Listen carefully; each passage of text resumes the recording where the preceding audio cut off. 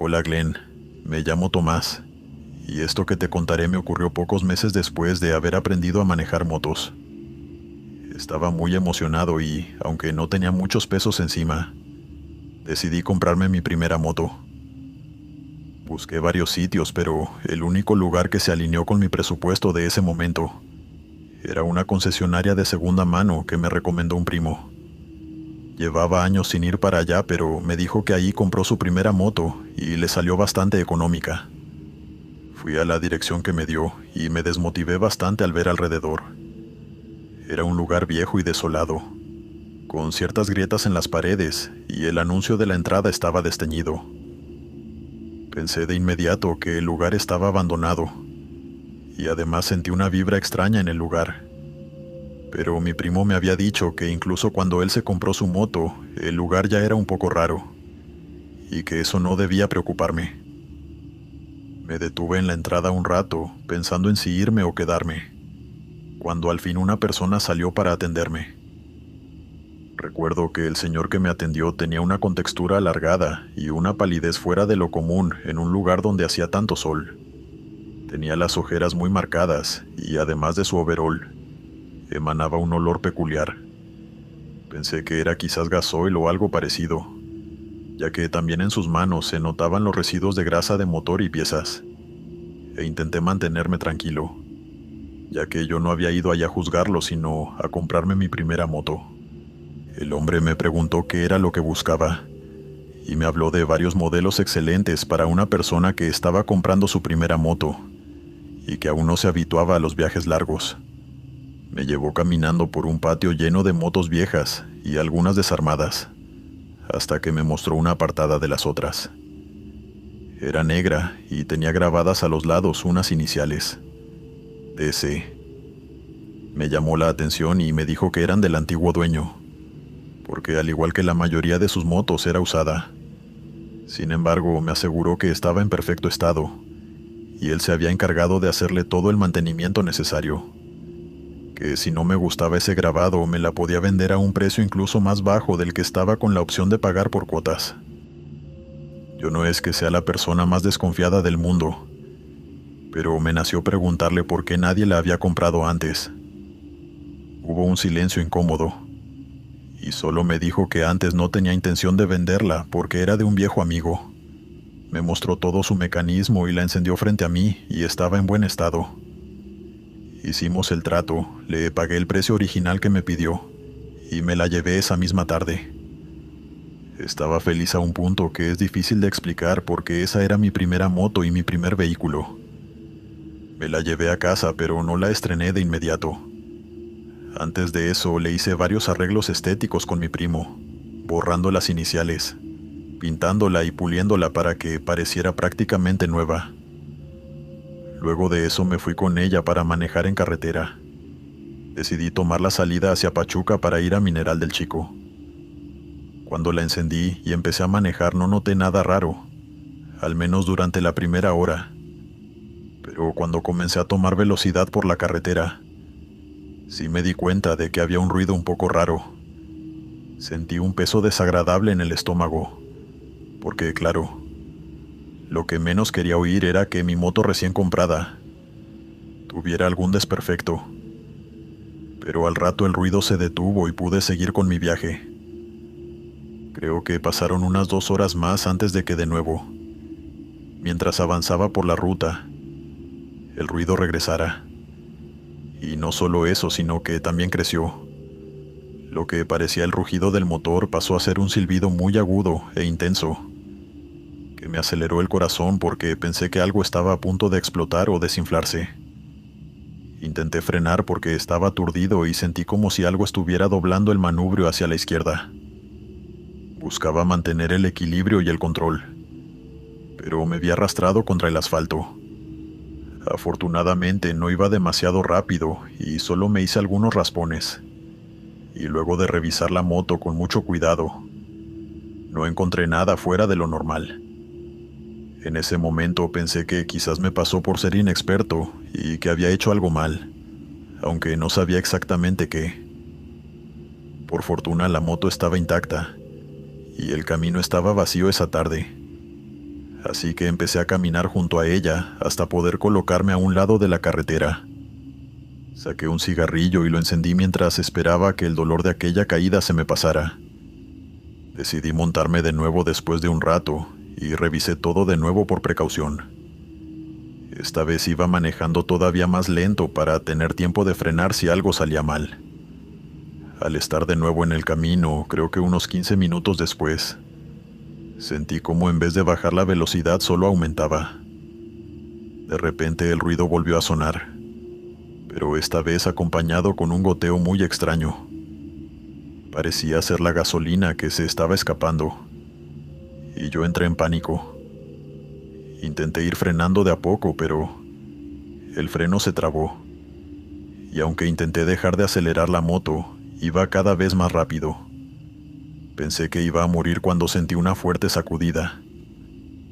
De pronto volví a tener el control de la velocidad de la moto, y cuando al fin logré bajar a una velocidad segura, una fuerza me hizo caer.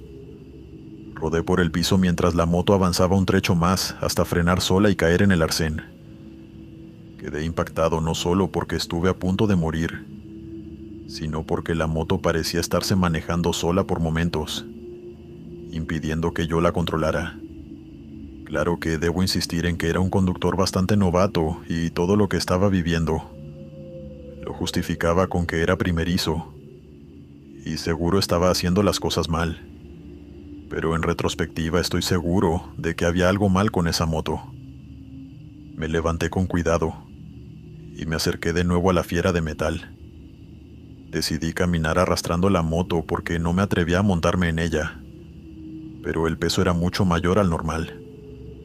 A medida que avanzaba el goteo persistía, y aquel ruido extraño volvió a aparecer, aunque la moto no estaba encendida.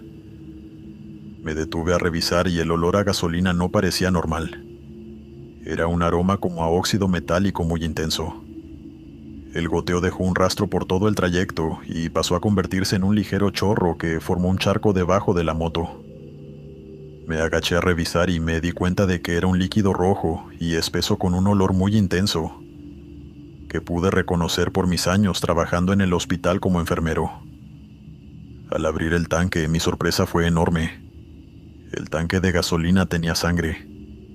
No grité ni hice ningún drama a la orilla de la carretera porque estaba solo, pero con las manos temblando tuve que llamar a mi primo para que me buscara con su camioneta, ya que yo no podía seguir conduciendo esa moto. Me alejé de ella lo más que pude y esperé a mi primo.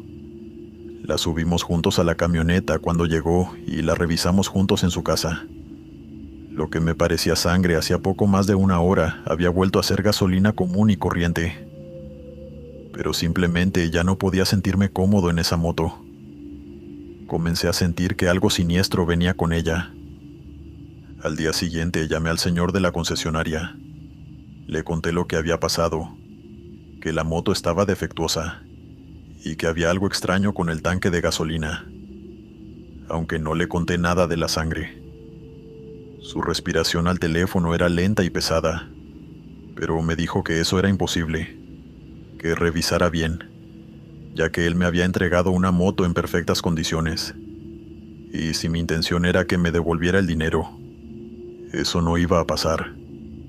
Volví a revisar la moto con mi primo, y él me aseguró de que no veía nada raro en ella, aunque si quería podíamos llevarla con su mecánico de confianza. Yo acepté la propuesta y mientras le echaba un ojo a la moto, sentí un escalofrío al ver que algo de sangre había quedado debajo del tanque de la moto, y las iniciales de C podían verse grabadas ahí. Fue como si la sangre hubiese borrado la pintura seca, mostrando unas iniciales que estaban escondidas. No pude seguir usando esa moto y la terminé vendiendo poco después, esperando que su nuevo dueño esté mejor que yo con ella. Dale me gusta y suscríbete si lo estás disfrutando. Continuamos. Buenas noches, Glenn. Me llamo Fabio y esta historia que queremos compartirte nos pasó a mí y a mi esposa Omaira. Ambos somos viajeros desde hace años y nos gusta movernos en nuestras motos por largas distancias. Hace unos 5 años apostamos por el sueño de recorrer nuestro país, Argentina, de norte a sur. Nos gustaba la idea de salir sin tanto plan, agarrar rutas largas y descubrir los lugares a los que llegábamos. Es con este contexto de viaje que sucede todo esto. Ahora, un dato de mucha relevancia para esta historia es que Omaira había estudiado primaria con una muchacha llamada Miranda. Eso fue hace 20 años. Y yo conocía el nombre porque ella la nombraba de vez en cuando, siempre con cariño porque era una de sus amigas de la infancia. El problema era que, con el tiempo, Miranda simplemente desapareció. No tenía redes sociales, no contestaba teléfonos viejos, y dado que su familia se mudó de Buenos Aires, nadie de su grupo de la primaria ni de la secundaria sabía nada de ella.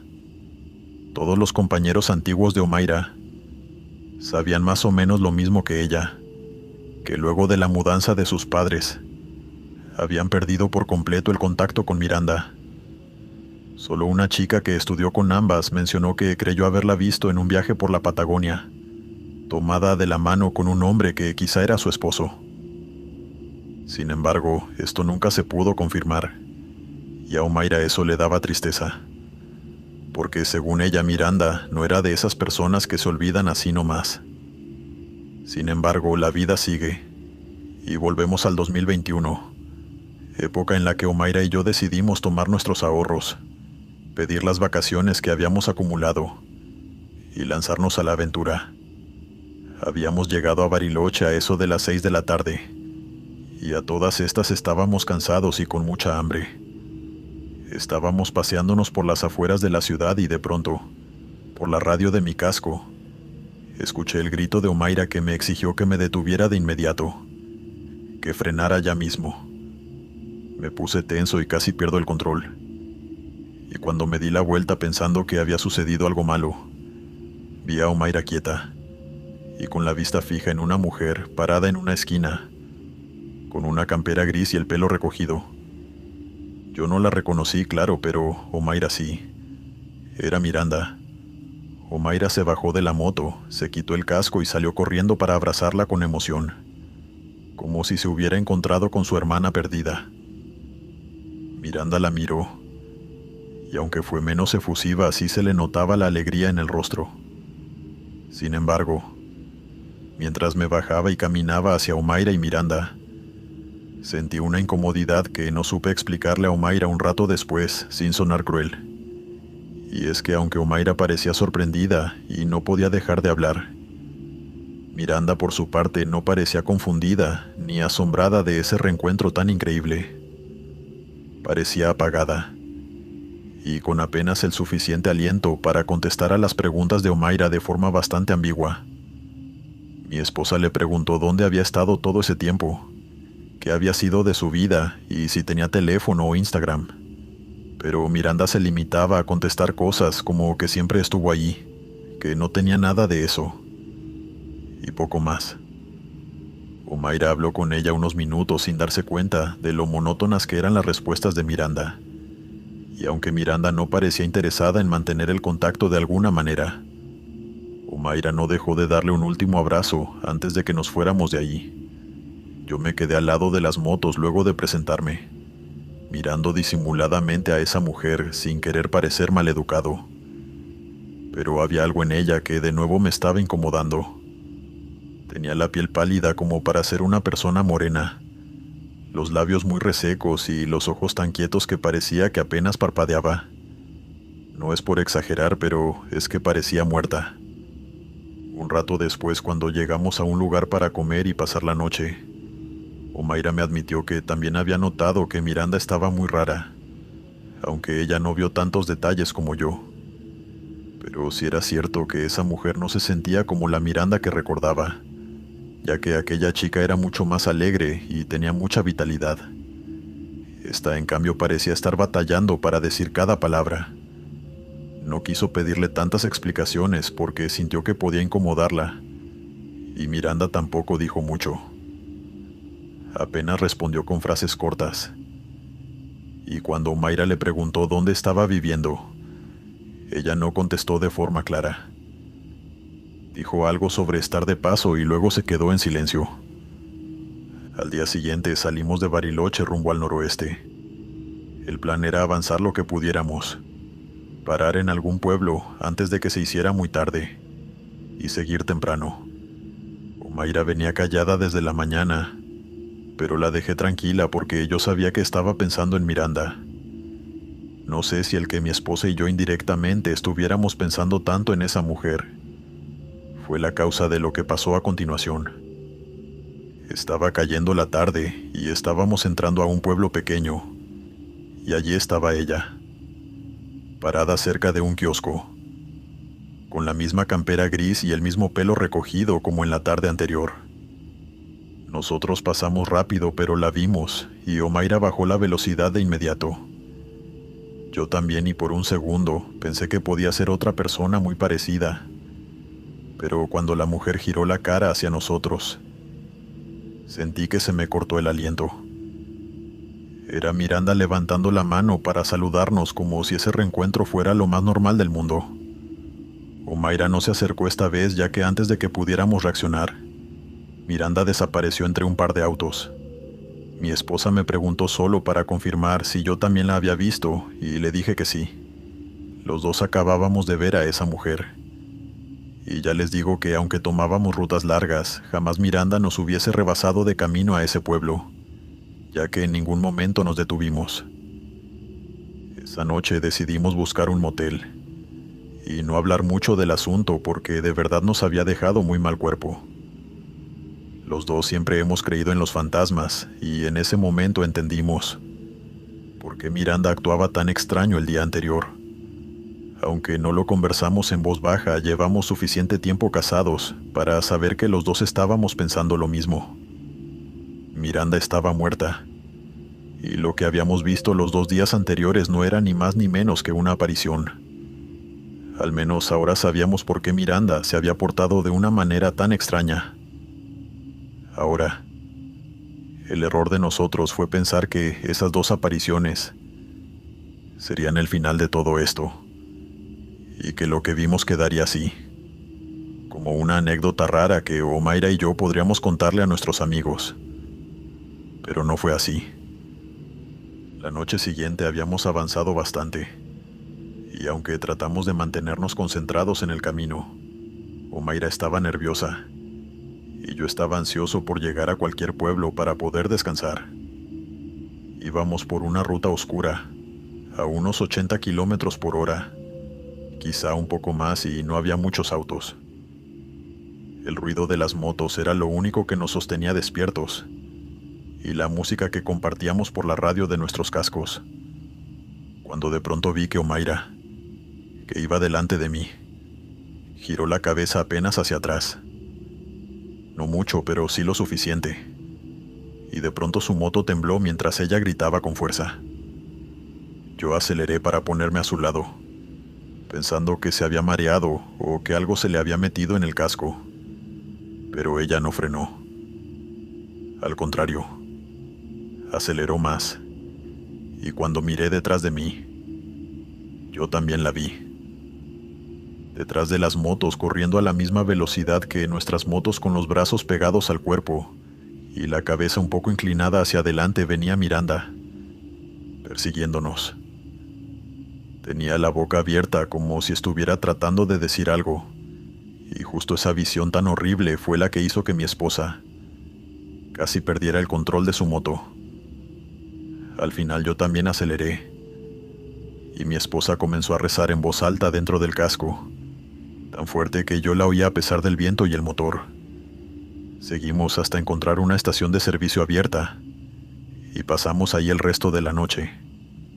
Nunca supimos qué fue de Miranda. Continuamos.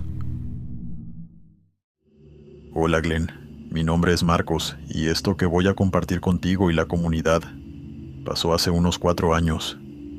En esa época de mi vida me gustaba dar paseos largos en moto, en especial los fines de semana. Podía salir por la mañana y regresar bien tarde por la noche, luego de aventurarme por carreteras que no conocía. Uno de esos días que hice turismo de motero, como mi hermana lo llamaba, tomé camino hacia Puerto Vallarta, Guardé mi traje de baño y una tienda de campaña pequeña a un costado de mi moto porque quería ver el amanecer con unas cervezas en la playa. Salí de Guadalajara de madrugada y decidí irme por la carretera libre, la Federal 200, cruzando el tramo viejo de Compostela. La primera hora de recorrido esa tarde fue tranquila. Sentía frío, pero nada que no arreglara detenerme un par de veces a orilla de carretera para disfrutar la vista y fumar un par de cigarros. El ambiente en esa carretera era casi mágico, con una niebla profunda y blanca que envolvía las copas de los árboles y al mismo tiempo cubría casi todo el horizonte. A una parte de mí no le gustaba la idea de conducir con mala visión, pero ya estaba subido en mi moto y no iba a dar media vuelta. Creo que conduje 1 hora más, y ya a eso de las 6 o 7 de la noche. No recuerdo bien, pero estaba anocheciendo. Doblando por una de las curvas escuché la voz de una mujer pidiendo ayuda. Miré alrededor y más adelante, pero la niebla no me dejaba ver todo bien más que unos 20 metros delante de mí. Bajé la velocidad de la moto esperando verla en cualquier momento y le grité con fuerza para preguntarle dónde estaba y si estaba bien. Sin embargo, esa mujer no respondía nada lógico. Solo gritaba pidiendo que la ayudaran y luego se quedó en silencio. Yo seguía avanzando y mirando a mi alrededor entre la vegetación que me envolvía, pero no pude hallarla. Y eso me hizo pensar que o bien era una especie de emboscada para intentar asaltarme, o quizás la chica estaba en una curva más adelante, y la acústica del lugar hizo a su voz sonar más cerca de lo que realmente estaba. Yo no soy paramédico ni policía, así que si esa mujer realmente tenía una emergencia no iba a poder hacer nada. Por eso decidí llamar al número de la policía, pero estaba sin señal en medio de tantos árboles. Volví a gritarle, pero no obtuve respuesta y al final seguí mi camino. Creo que conduje unos 5 minutos y el frío se hizo más intenso a medida que avanzaba la tarde y comenzó a oscurecer. Creo que pasó 1 hora y doblando una curva, estaba una mujer vestida con la ropa algo rota y su cabello cubriendo la mitad de su rostro, alzando su mano pidiendo aventón. Me le quedé mirando un segundo y aunque escrito así pueda parecer un poco aterrador, lo que yo vi fue a una mujer desahuciada, a la orilla de una carretera solitaria. Frené con fuerza y me detuve un poco más adelante. Cuando me di la vuelta para hablarle, ya estaba caminando hacia mí. Le pregunté si estaba bien, y solo asintió con la cabeza antes de decirme que escuchó mis gritos, pero no podía contestarme. Intenté indagar un poco y preguntarle qué le pasaba, pero ella me dijo con la voz algo triste que no quería hablar de eso y que solo la llevara. Al subirse no sentí casi su peso, cosa que me pareció un poco extraña, pero me fijé de nuevo en ella y era una mujer tan delgada y pequeña que asumí que su peso prácticamente no había movido mi moto. Le pregunté a dónde iba y solo me contestó que nos fuéramos lejos de ahí. Respeté que ella no quisiera hablar, asumiendo que le había pasado algo horrible en ese tramo de carretera y la habían abandonado. Le dije que estaba bien, pero que al llegar a un pueblo podíamos llamar a la policía si acaso le habían hecho algo. Ella guardó silencio y yo no la seguí presionando. Solo empecé a manejar y mientras avanzaba comencé a sentir mucho más frío, y la niebla se puso más espesa, mientras esa mujer me abrazaba la cintura y sollozaba contra mi espalda. Le pregunté si tenía frío, pero no dijo nada y siguió llorando.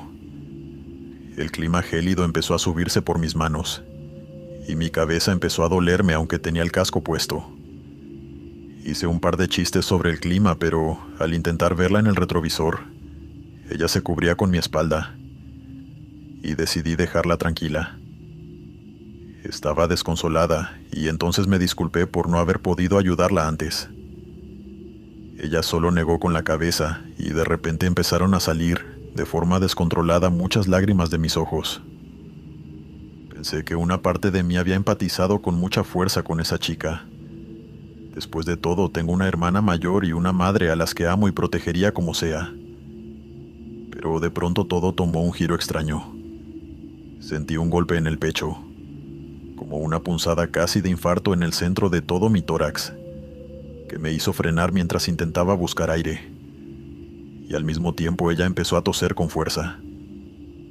Le pregunté de nuevo si estaba bien, pero solo cubrió su rostro con una mano, y con el otro brazo se abrazó el cuerpo mientras yo intentaba recuperar el aliento sin caerme ni bajarme de mi moto.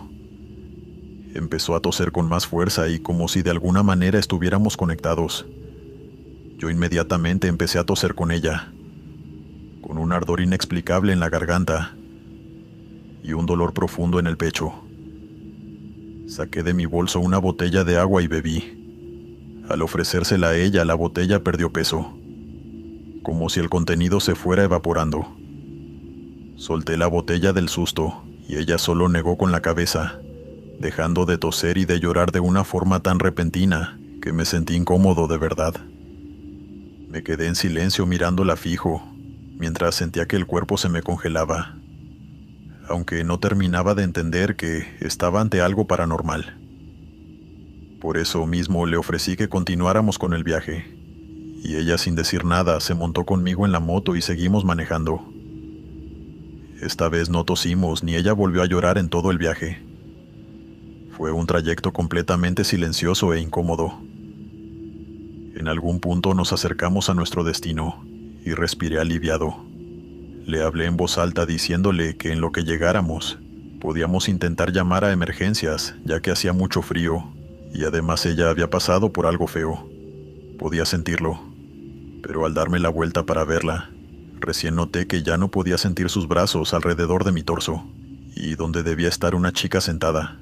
Solo estaba el saco que le di, amarrado con fuerza para que no se cayera de mi moto. Mi pensamiento inmediato, por ingenuo que suene, es que en algún momento saltó de la moto sin que yo me diera cuenta.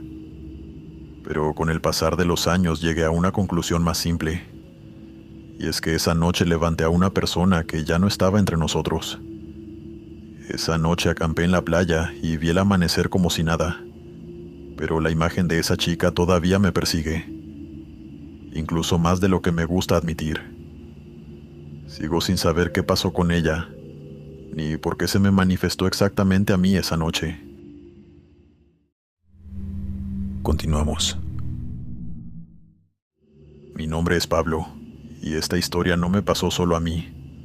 Por eso es que me cuesta contarla como si fuera una simple anécdota de miedo, ya que varios de mis amigos vivieron algo parecido en distintos momentos, en distintas carreteras, y todos terminamos llegando a la misma conclusión sin ponernos de acuerdo. Era Víctor. Cuando éramos más jóvenes teníamos un grupo de moteros bastante tranquilo. Nos juntábamos los fines de semana y salíamos por carretera. Conocíamos pueblos y comíamos cualquier cosa en paradas de ruta. Fue así como pude conocer muchas partes de nuestro país, y siempre volvíamos cansados pero contentos. Ahora debo dejar claro que, aunque nos vestíamos de cuero y todo eso, no éramos una pandilla ni nada parecido. Solo nos gustaban las motos y la libertad que se siente al manejar lejos de la ciudad con un grupo de amigos. Víctor llegó al grupo por un amigo de un amigo. Era carismático y hacía reír a todos, sin mencionar que tenía una energía que al principio era muy divertida. El problema era que también le gustaba demasiado hacerse el duro. Y como ya mencioné, nosotros no éramos una pandilla, pero de alguna manera él creía que sí. Usaba su chaqueta de cuero incluso cuando hacía calor y tenía la mala costumbre de ver con demasiada dureza a la gente. Además, hablaba como si todo se resolviera a golpes, y parecía empeñado en vivir como ese estereotipo de motero peleador que ninguno de nosotros quería ser. Al principio lo tomábamos como una especie de fase y que con el tiempo se adaptaría mejor a la verdadera actitud que tenía el resto del grupo. Pero con el tiempo empezó a meternos en demasiadas situaciones incómodas, esperando que nosotros lo respaldáramos. Si alguien lo miraba mal, o lo que él consideraba que era mirarlo mal, contestaba de forma demasiado violenta. La mayoría de las veces la otra persona simplemente evadía el conflicto, pero en algunas ocasiones teníamos que mediar para evitar que la situación escalara incluso más. Esto llegó a pasar en restaurantes de carretera y estaciones de servicio. En varias ocasiones, varios de nosotros tuvimos que decirle que debía calmarse y que no valía la pena discutir con cada persona que veía en nuestros viajes, que dejara de pelear por tonterías y que en su lugar disfrutara el viaje. Pero él solo se reía y nos decía que éramos demasiado mansos y que en cualquier momento íbamos a tener que defendernos. Esa forma de ser terminó mal una noche, como tenía que terminar. Estábamos en una parada de carretera cuando Víctor empezó a discutir con un hombre que ni siquiera conocíamos y que estaba sentado en otra mesa. Nadie del grupo quiso involucrarse al principio porque ya estábamos cansados de apagarle incendios y pensamos que sería otra de sus escenas, unos empujones y unas amenazas y ya. Pero esa vez no fue así. El otro sujeto sí sabía pelear y lo hacía mejor que Víctor. Le dio una paliza horrible, pero como era 1 contra 1, no intervenimos. Y de hecho, uno de nosotros dijo que a lo mejor así se le quitaban las ganas de ir buscando pelea. Solo cuando vi que Víctor ya no subía los brazos detuve la pelea. Víctor tenía la cara hinchada y una mano agarrándose el costado. Recuerdo que eso me asustó porque podía estar malherido, y le propusimos llevarlo al hospital, pero él no se dejó, diciéndonos que éramos unos traidores y otros insultos por no haberlo ayudado en la pelea. Yo me disculpé, pero insistí en llevarlo al hospital porque en serio lo veía grave. Pero él dijo que no era nada, que no iba a entrar a urgencias por una pelea perdida, y que lo dejáramos tranquilo. Me arrepiento de haberle creído a alguien que siempre fingía estar bien. Esa noche estábamos volviendo a casa. Lo acompañé hasta la suya y me fui a mi departamento. 2 días después nos avisaron que había muerto. No fue por los golpes visibles, sino por una hemorragia interna, ocasionada por una fractura que tenía en la costilla. Se estaba desangrando por dentro mientras nos decía que no pasaba nada. Desde entonces el grupo cambió y aunque nadie lo dijo al principio, todos cargábamos con la culpa de no haberlo ayudado en esa pelea y haberlo dejado a merced de ese sujeto que obviamente sabía pelear mucho más que Víctor. Algunos dejaron de salir por un tiempo e incluso uno de ellos vendió la moto y dejó de viajar con nosotros.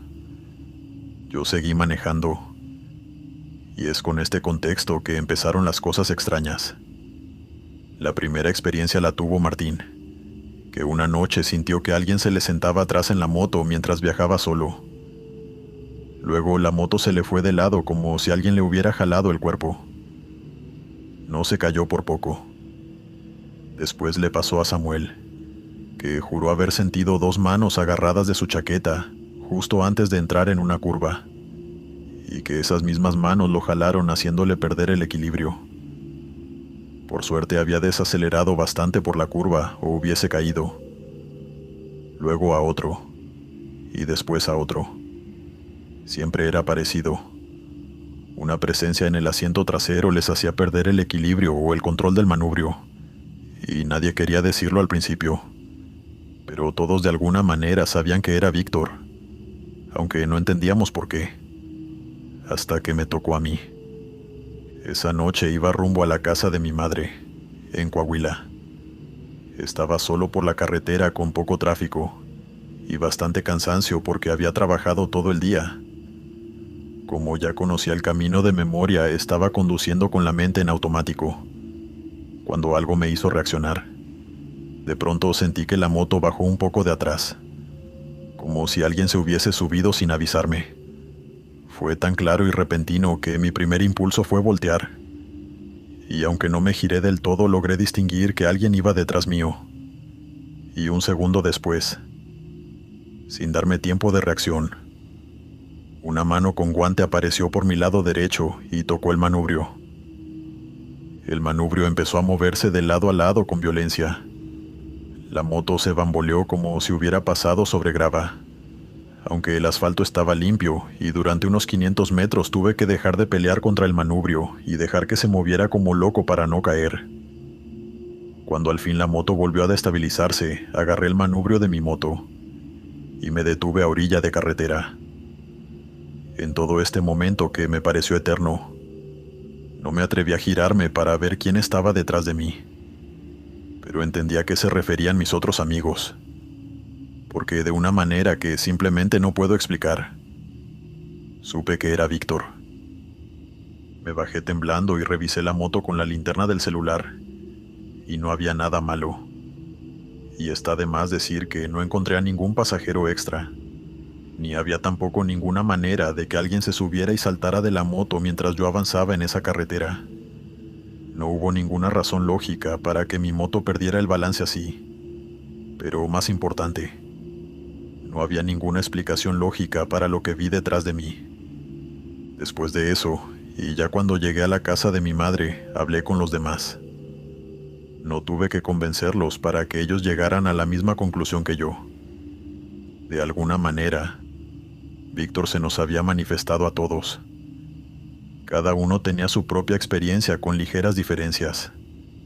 A uno le habían empujado el hombro en plena curva, haciéndolo perder el balance, y a otro le habían tapado un espejo con una mano enguantada. El único factor común es que un pasajero inesperado aparecía detrás nuestro y desaparecía poco después de que lográramos evitar el accidente. Y de una manera casi intuitiva todos sabíamos que esa entidad era Víctor. Comenzamos a especular que tal vez no murió tranquilo, que muy probablemente nos culpaba por no llevarlo al hospital, o más bien, nos culpaba de no haberlo ayudado en aquella pelea que eventualmente le quitó la vida. Dejamos de usar motos por un buen tiempo, al menos durante viajes largos, y cuando nos atrevimos a viajar juntos no sucedió nada extraño. No sé si el espíritu de Víctor encontró la paz o no, pero durante mucho tiempo me arrepentí de no haberlo ayudado. Continuamos. Hola Glenn y comunidad. Me llamo Amanda y vivo en Estados Unidos desde pequeña.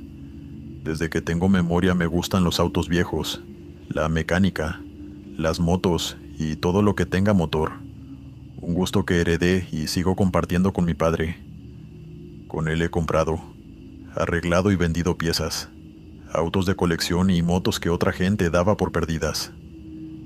Entre todas las cosas que he tenido, mi favorita siempre fue mi Harley Davidson Fat Boy. No era la más nueva ni la más bonita, pero para mí era perfecta. La usaba para hacer viajes largos sola, pero la mayoría de las veces iba con mi perro Toby, mi mejor amigo y mi compañero de ruta.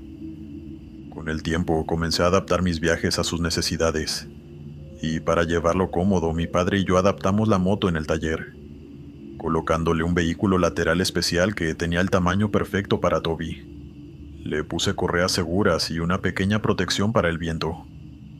Toby se sentaba ahí como si fuera el dueño de la carretera, mirando todo con la lengua afuera. La noche en que pasó esto, Toby afortunadamente no iba conmigo. Mis padres lo estaban cuidando porque yo tuve que hacer un viaje corto para ver un auto que quería comprar para repararlo. Ya iba de regreso y me acuerdo que me sentí rara antes de salir. Y se me ocurrió quedarme en el pueblo y mejor tomar camino al día siguiente. Pero al final me dije que solo estaba sugestionada y tomé camino a eso de las 5 de la tarde. Avancé durante horas y estaba a poco más de una hora de llegar a mi casa, cuando decidí parar en una gasolinera para cargar combustible y comprar algo para cenar. Hasta ahí todo era normal. Mientras llenaba el tanque, se me acercó un hombre rápidamente. Lo vi desde antes caminando desde un lado de la tienda, con ropa sucia, y una forma de moverse que me hizo ponerme alerta de inmediato.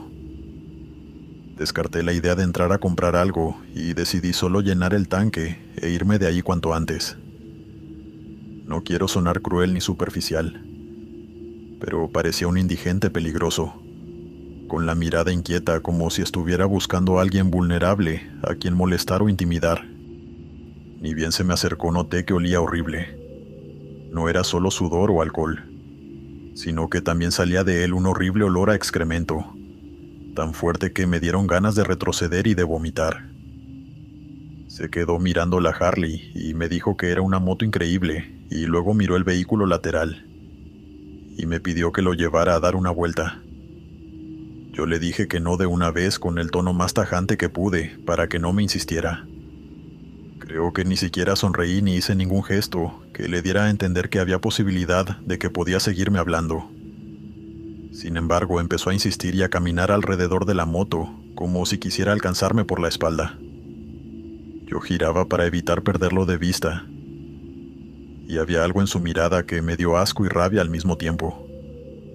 Pagué y me subí a la moto para irme, pero él se acercó más al vehículo lateral diciéndome que no era muy grande, pero seguro podía montarse, y cuando lo tocó perdí la paciencia. Le dije que si no se alejaba le iba a romper la boca a puñetazos. No lo dije para hacerme la valiente, sino porque en serio no tenía ningún problema en ponerlo en su lugar. Él se quedó quieto unos segundos y después se rió, y se fue caminando hacia la parte oscura del estacionamiento. Yo esperé apenas lo necesario. Terminé de acomodarme el casco y salí de la gasolinera con una mezcla de enojo y nervios. Pensé que el momento ya había pasado, y que ese hombre solo era otro loco de carretera, de esos que uno tiene la mala suerte de cruzarse de vez en cuando. Volví a la ruta, y traté de concentrarme en la carretera para olvidarme de ese hombre y del disgusto que me había dado. El vehículo lateral iba a mi derecha vacío. Avancé varios minutos sin mirar demasiado alrededor, pensando que quería comer y en dónde podía detenerme a comprar algo que me gustara, cuando de pronto ese mismo hedor a excremento me golpeó la nariz. Pensé de inmediato que había un camión de basura al frente, o que alguien había vertido un camión lleno de animales muertos cerca. Cualquier cosa antes de notar un crujido seco a mi lado. Miré de reojo solo un segundo y casi se me paró el corazón. El hombre de la gasolinera estaba sentado en el vehículo lateral sonriendo. No sé cómo explicar lo que sentí porque no tenía sentido lo que estaba viendo. Estaba encima del vehículo lateral completamente desnudo con la piel sucia, los hombros encorvados y una sonrisa enorme de dientes podridos. Se reía como un loco mirándome como si todo eso fuera una broma cruel. Perdí el control casi al instante. Fue un movimiento torpe de mi parte provocado por el pánico. Giré el manubrio sin querer y la Harley se sacudió. Perdí el balance y comencé a bambolearme de lado a lado escuchando los gritos de ese hombre antes de volcarnos. Sentí el golpe y el raspón y luego nada. Lo siguiente que recuerdo no fue despertar en el hospital, sino los sueños extraños. Durante 2 semanas estuve en coma, y en todo ese tiempo vi al hombre muchas veces en mi habitación.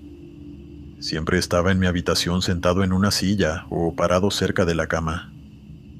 Solo un par de veces lo vi inclinado sobre mí, pero siempre estaba sonriendo, oliendo a excremento y burlándose de mí, diciendo en tono de chiste que así no iba a poder golpearlo. Otras veces podía ver a mis padres y a mis amigos visitarme, pero la mayoría de las veces soñé con ese hombre, hasta que al fin desperté del coma. Ese día mis padres estaban en la habitación. Fue una fortuna salir bien librada de ese accidente, aunque mi amada moto no estaba tan bien. Primero pregunté por Toby, y luego pregunté por ese hombre que se montó en mi vehículo lateral. Nadie sabía de qué hablaba y luego me explicaron que la policía revisó cámaras de la carretera y de la zona para entender por qué tuve ese accidente. En las grabaciones se veía mi moto saliendo sola de la gasolinera, y en todo momento se veía el vehículo lateral vacío. Más adelante, en una cámara de tráfico, se veía el momento en que perdí el control. También iba sola y no había nadie sentado a mi lado. Tampoco había nadie en la carretera, solo yo. Después revisaron los videos de la gasolinera. Sí aparecía un hombre acercándose a mí mientras cargaba combustible, pero las cámaras no lo mostraban subiendo ni siguiéndome, mucho menos entrando al vehículo lateral. De hecho, en una de las tomas se veía cómo se alejaba hacia la oscuridad, y después simplemente se perdía fuera del ángulo y no volvía a aparecer. Nunca lo encontraron y nadie supo quién era. Yo me lamenté por la pérdida de mi moto, pero como me dijo mi padre, en su lugar tengo que dar gracias a Dios de que mi rehabilitación fue rápida y que en menos de un año pude volver a hacer lo que me gusta, sin secuelas ni lesiones que impidieran mi movimiento. Me consta que muchos otros moteros no han tenido tanta suerte como yo. Pude comprarme una nueva Harley y volví a hacerle una adaptación con vehículo lateral para Toby.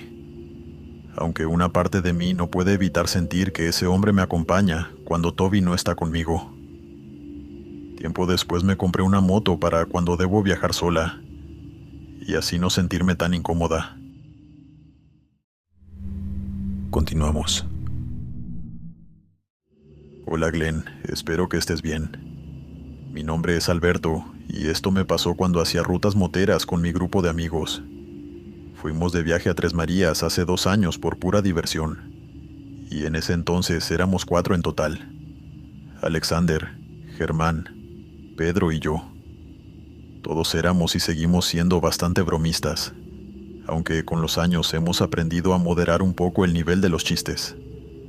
Sin embargo, por ese entonces, hace unos 10 años, éramos más pesados y no sabíamos medirnos. Cuando hacíamos rutas, muchas veces nos molestábamos y buscábamos molestar a los otros, y casi siempre el resultado era cómico, a excepción de aquel viaje que hicimos a Tres Marías. El viaje comenzó a eso de las 5 de la mañana porque queríamos llegar temprano, evitar el tráfico, recorrer el lugar con calma y tomar buenas fotografías. Alexander y Germán iban adelante guiando el camino, ya que era la primera vez que Pedro y yo nos uníamos a esta ruta. Hacía frío y había mucha niebla. Se sentía humedad y cierta sensación de que probablemente llovería. Alexander y Germán empezaron a adelantarse más, con más rapidez, y Pedro se metió en una de las curvas, adelantándose también. Pensé que querían correr y yo también aceleré. Cuando crucé intentando alcanzarlos, aunque pude escuchar el sonido de sus motos, el camino estaba completamente solo, y rápidamente el sonido de sus motos se apagó. Manejé más adelante buscándolos. Vi un árbol particularmente grande, robusto y doblado hacia un lado. Mi mirada cruzó un lado y otro de la carretera, esperando verlos en algún punto, pero no estaban en ninguna parte. Aceleré más, pero no logré alcanzarlos y ahí empecé a ponerme un poco nervioso, ya que no conocía la ruta. Empecé a sudar a mares. El camino estaba oscuro porque aún no había amanecido del todo, y entre los árboles comencé a escuchar ruidos. Ahí sí me detuve y comencé a reír, porque pensé que me estaban jugando una broma. Les grité que dejaran de hacerse los chistosos y nos fuéramos, pero no respondían. Solo escuchaba cómo las ramas crujían y el viento soplaba de forma inusual, generando un silbido agudo que, junto al frío que hacía, me estaba dando escalofríos. Les repetí que no era gracioso y que ya podían salir, pero de nuevo no hubo respuestas. Solo sonidos de pasos entre los árboles y el monte, y después un movimiento entre la maleza que me puso en alerta. Encendí la linterna de mi celular para alumbrar el monte, pero no vi nada, a excepción de unas pequeñas huellas. Pensé que quizás eran de algún animal y las ignoré. Cansado de su broma, grité que avanzaría y que salieran cuando quisieran, y que yo los esperaría en Tres Marías, que ya me encargaría yo de encontrar el camino. Al encender mi moto y arrancar, escuché otro crujido detrás de mí, como si algo se hubiera sentado encima de la rama del árbol grande, pero no vi nada ahí. Continué con la ruta y, al avanzar, la niebla se espesó mucho más.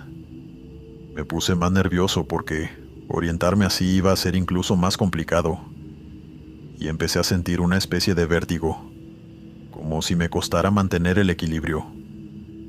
Quizás hace falta mencionarlo, pero soy una persona un poco nerviosa, y en situaciones de mucho estrés puedo tener ataques de ansiedad. Me preocupó que fuese a tener un episodio en medio de la carretera, así que intenté detenerme en un punto del camino para llamarlos y decirles que la broma ya estaba bien. Sin embargo, no tenía buena señal. Al despejarse un poco mi visión, noté que estaba estacionado cerca del mismo árbol grande y doblado. Pensé que tal vez fue una coincidencia y que por la mala visión y sin darme cuenta, había dado una vuelta en U o algo así. Y de pronto los ruidos empezaron otra vez. Crujidos entre los árboles y la maleza, que me hicieron molestar y esta vez grité molesto que salieran. No hubo un solo momento donde yo pensara que aquello no era otra cosa que una broma de mis amigos. Estaba acostumbrado a sus chistes, pero una parte de mí intuía que algo iba mal. Busqué de nuevo entre el monte con mi linterna, y al ver cerca del árbol, ahí estaban las mismas marcas de pisada. De nuevo escuché silbidos, pero esta vez no era la brisa, y de nuevo les dije que salieran. Pero en lugar de responder, los silbidos se hicieron más fuertes y el viento comenzó a soplar con una fuerza tan grande que la moto se tambaleó y pensé que iba a caerse. Molesto y cansado volví a mi moto, decidido a buscar la salida de allí, aunque llegara más tarde de lo planeado a Tres Marías. Avancé de regreso por donde había venido con más rapidez, debido a la rabia que estaba sintiendo en ese momento. Pero tuve que bajar la velocidad porque el espesor de la niebla de nuevo bloqueó mi visión casi por completo. Avancé muchísimo para cerciorarme de que no iba a caer en el mismo lugar, y solo ahí, solo en ese momento pude estar seguro de que había algo sobrenatural en esta situación. Al despejarse mi visión, un par de kilómetros más adelante, lo primero que noté fue aquel árbol grande y torcido. La rabia que sentía dio paso a un ataque de pánico. Me detuve en seco e intenté llamarlos de nuevo o escribirles a los muchachos. Pero no había señal. No podía dejar de temblar y estaba hiperventilando sobre la moto, haciendo ejercicios de respiración para poder recuperar la calma. Me quedé buscando con la mirada algún rastro de la ruta, algo que me dijera dónde estaba o por qué estaba cayendo aquí de nuevo.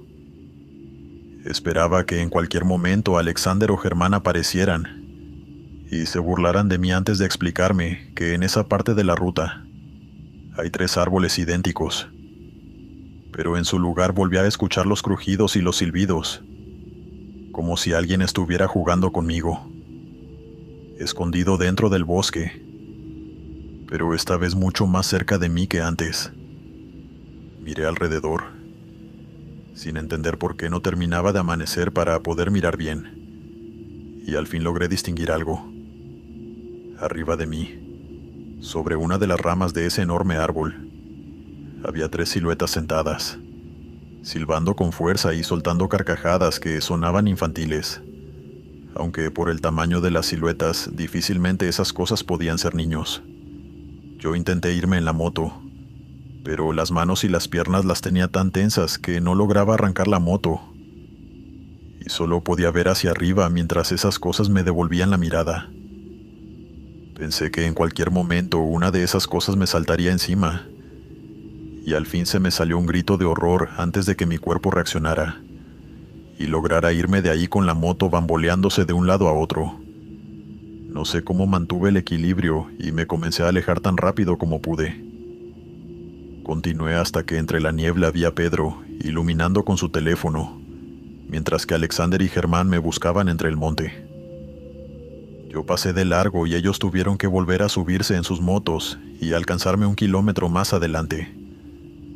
Me dijeron que estaban preocupados, que pensaron que me había caído o algo así porque después de cruzar la curva del árbol grande yo no había aparecido, y que pensaron que les estaba jugando una broma, pero que duraron casi 15 minutos buscándome y yo no aparecía. Les dije que podía explicarles luego lo que pasó y que nos fuéramos de ahí porque sentía que no estábamos a salvo. Y hasta que no llegamos a Tres Marías no estuve tranquilo. Ha sido una de las cosas más locas e inexplicables que he vivido hasta ahora. Y aunque ninguno de mis amigos me creyó del todo lo que pasó, yo estoy seguro de que lo vi.